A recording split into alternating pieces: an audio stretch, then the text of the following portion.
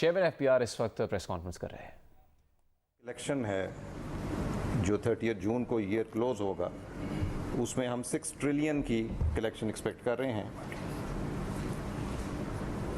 और इसमें से जो वर्किंग अब नीचे आ रही है 182 बिलियन जीएसटी का इफेक्ट हमने माइनस किया है, जो पीओएल प्रोडक्ट्स पे अब ज़ीरो रेट हो गया हुआ है।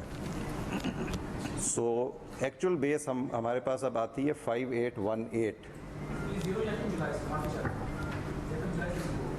जी सो उसका जो मुझे लॉस आया वो मैंने उसमें से निकाल दिया ताकि नेक्स्ट ईयर की वर्किंग में वो ये हमें मिल जाएगा जी, आपको दे देंगे, डोंट वरी। हमारा जो टैक्स मिक्स है इंपोर्ट्स एंड डोमेस्टिक का वो 48-52 है। सो 48% हमारे इंपोर्ट टैक्सेस हैं एंड 52% हमारे डोमेस्टिक टैक्सेस हैं।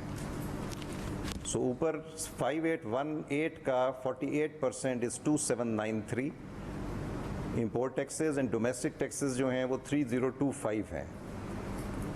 इसके ऊपर जब आप ऑटोनमस ग्रोथ लगाते हैं, GDP growth and inflation, imports में अगर आप देखें तो -5% का एक फिगर आ रहा है which is expected import compression next year. और इसके ऊपर जो आपका डीवैल्यूएशन का इम्पैक्ट आ रहा है, last year 177 was the average rate of dollar and next year 206, वो 16% है। सो इसका net effect is 11% which translates into 307 billion जो राइट साइड वाले कॉलम में आ रहा है। डोमेस्टिक टैक्सेस पे हमने 16.8% ऑटोनमस ग्रोथ डाली है, जिसमें 4% रियल ग्रोथ है और इन्फ्लेशन इज़ 12.8% और इसका इम्पैक्ट है 524। सो ये अब ऐड कर लें तो 6649 इज़ द फिगर जो ऑटोनमस ग्रोथ से नेक्स्ट ईयर हमारा आएगा। जो अभी पॉलिसी प्रपोजल्स और ये जो रेवेन्यू मेजर्स हम लेके आए हैं ये तकरीबन 355 बिलियन के हैं। ये आप ऐड करें तो एंडिंग फिगर इज़ 7004।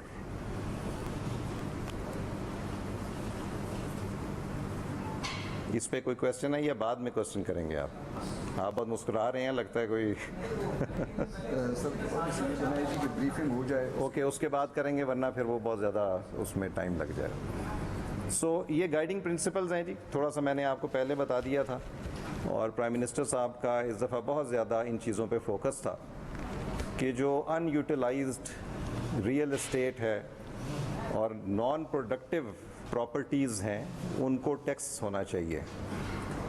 दूसरा, जिसमें मैंने पहले भी कहा कि 75% हमारी जो प्रपोजल्स हैं इन टर्म्स ऑफ रेवेन्यू वो डायरेक्ट टैक्सेस इनकम टैक्स की हैं, which is personal tax, non aggressive and CVT की भी है।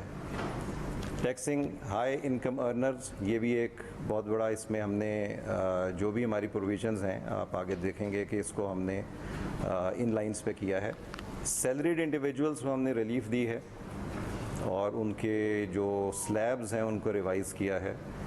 टैरिफ रैशनलाइजेशन का हर साल काम होता है, जो टैरिफ पॉलिसी बोर्ड है which is under the ministry of commerce, वो करता है। उसमें हमारी भी रिप्रेजेंटेशन होती है, मैडम साथ बैठी हुई हैं और काफ़ी सारा इसके अंदर हमने टैरिफ को भी रैशनलाइज किया है, उसमें रिलीफ भी है।